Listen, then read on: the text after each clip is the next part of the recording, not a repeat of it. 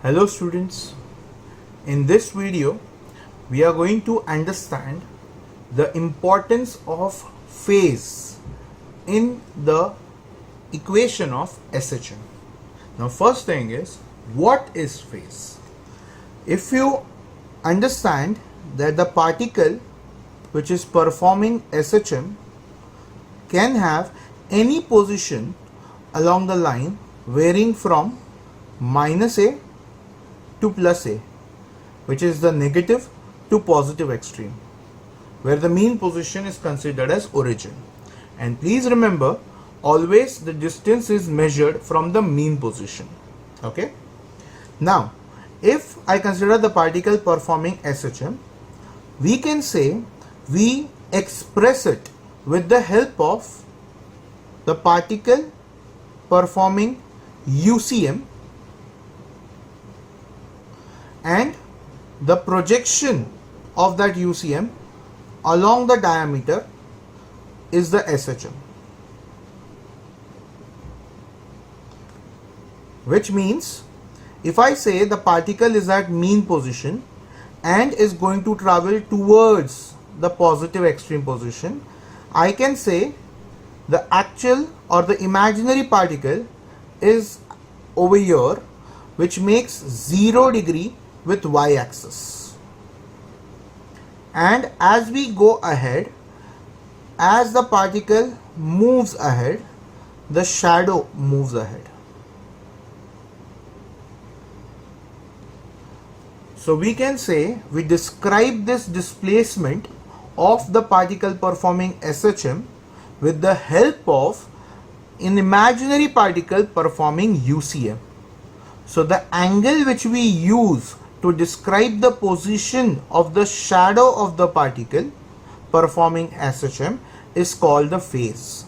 So here theta is nothing but the phase, which helps you to give you the position of the shadow on the SHM.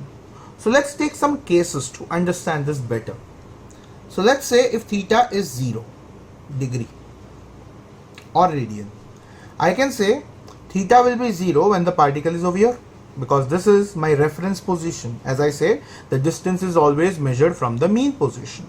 So if this is 0, I can say the particle is at x equal to 0. Now what if theta is pi by 2 or 90 degree?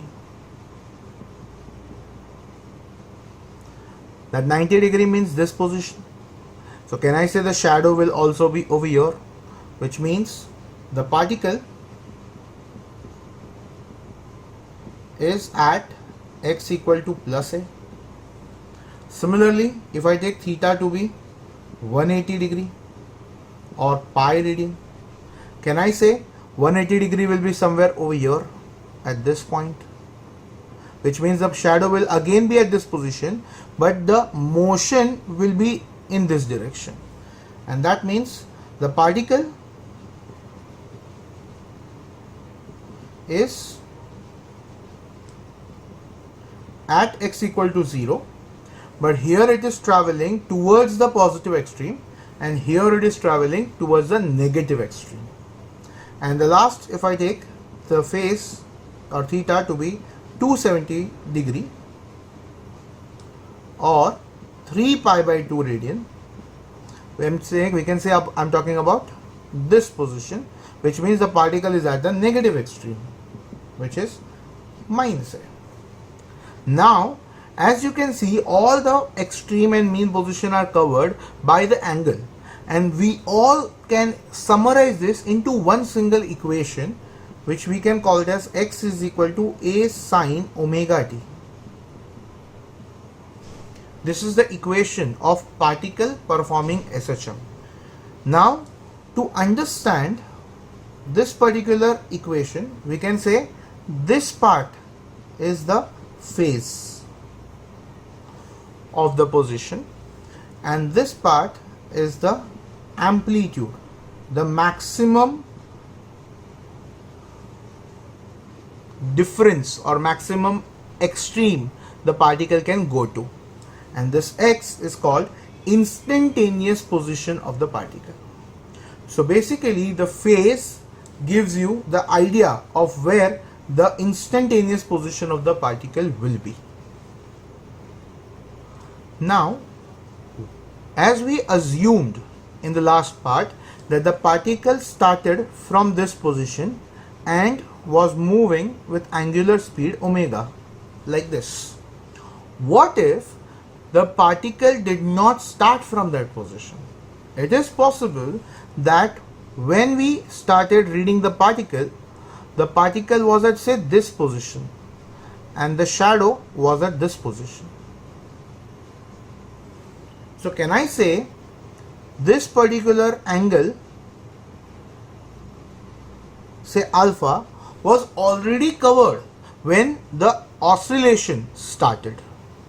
Which means if I give it this particle time t to cover an angle omega t, which is theta, let's say it will reach over here and it will have its shadow somewhere over here, and this will be the angle theta, but definitely this angle will not be theta.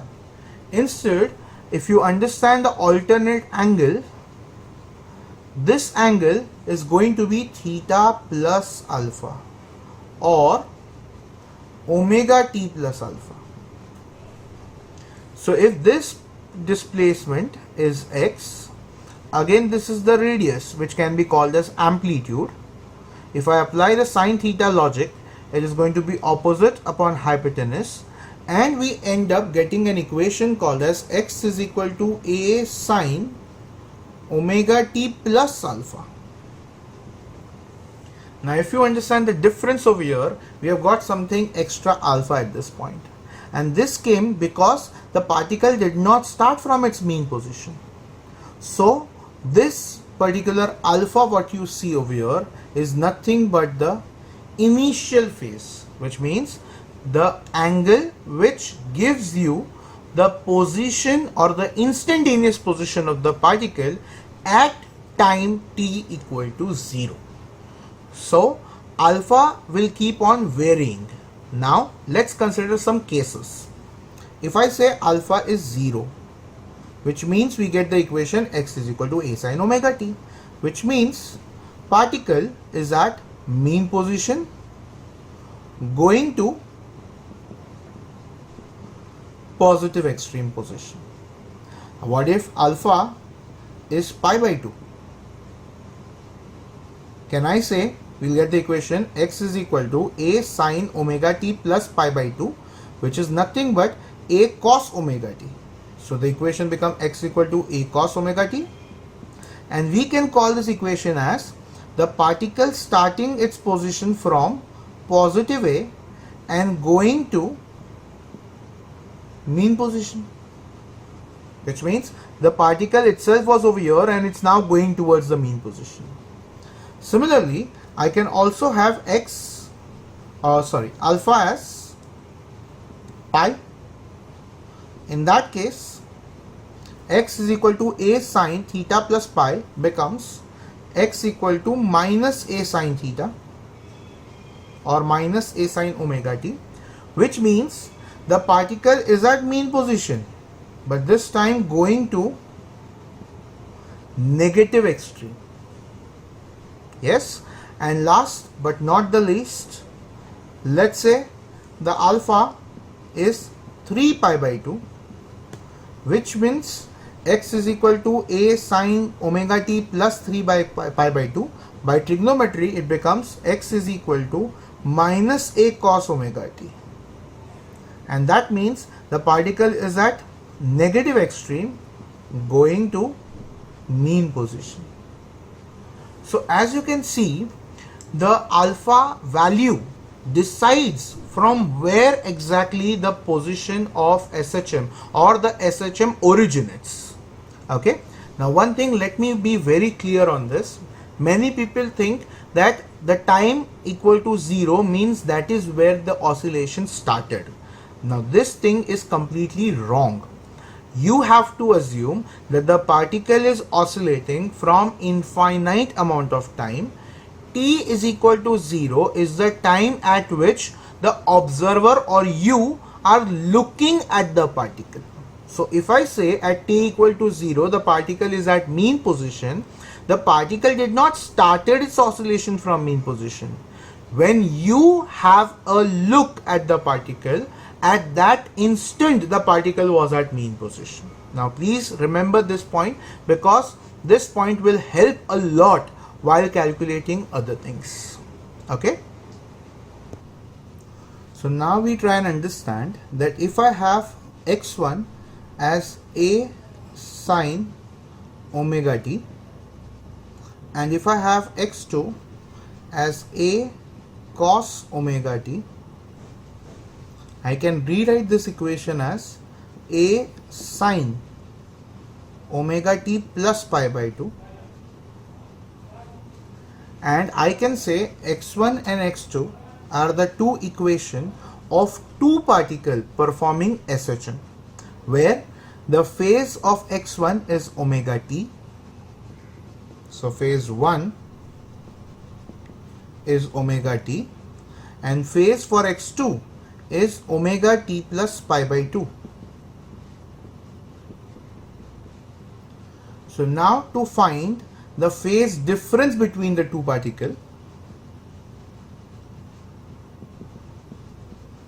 it is phase 2 minus phase 1 with mod.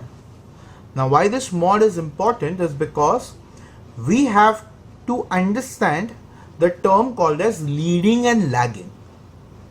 Here I can say the particle 2 have a phase plus pi by 2 over the particle 1, which means the particle 2 is leading by pi by 2 over particle 1. Or you can say the particle 1 is lagging by pi by 2 over particle 2. So this leading and lagging term will indicate the plus and minus sign. But when we talk about phase difference, we are just talking about the magnitude of difference of phase, which means omega t plus pi by 2 minus omega t, which is nothing but pi by 2. Now this is called as phase difference.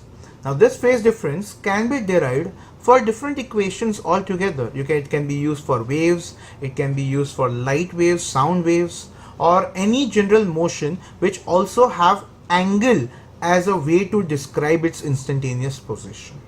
Okay, I hope you understood phase, initial phase and phase difference of all, and I hope it helps.